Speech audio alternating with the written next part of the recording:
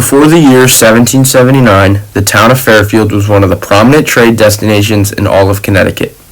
It was one of New England's earliest settlements, and because it was founded in 1666, it had a lot of time to establish itself as a solid farming town.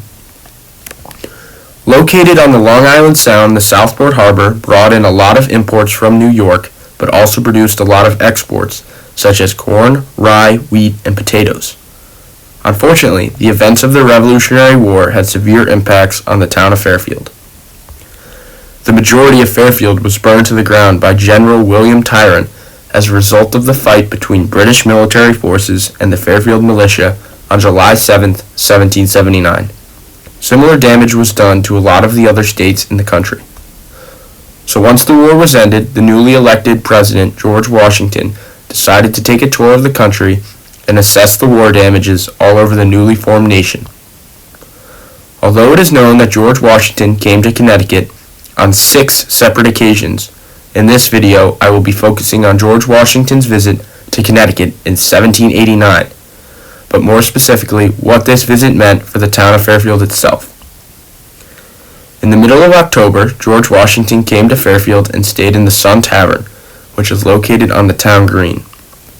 During a conversation with Walter D. Mattis, the town historian, he stated that it is not confirmed that George Washington officially stayed here, but Mr. Mattis said that they know for certain that John Adams did, who was Washington's vice president.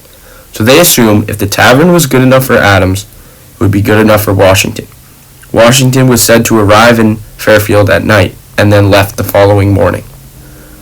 Washington's trip to Fairfield might have been relatively short, but it changed the town forever, because as he left Fairfield, he saw the damage that the British had done and decided that the town would never fully recover to the point that it once was, and be the lucrative trading post it used to be. In his journal, it reads, "The destructive evidence of British cruelty are yet visible both in Norwalk and Fairfield, as there are the chimneys of many burnt houses standing in them yet.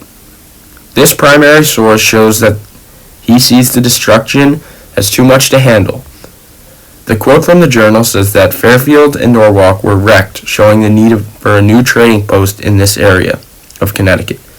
It could be argued that this is the reason Bridgeport was built and became the leading power in trade in the area, and overall one of the biggest industrial powerhouses of the 19th and 20th century.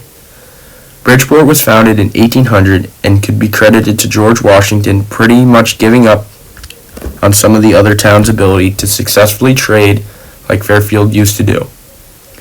It's not that George Washington necessarily made any changes to the town, but more that he could have, but decided not to. He went on and placed more focus on towns like New Haven and Hartford and Stratford. If given the chance and focus, Fairfield might have been even more prosperous than it originally was, but overall, the attention was placed on developing other places.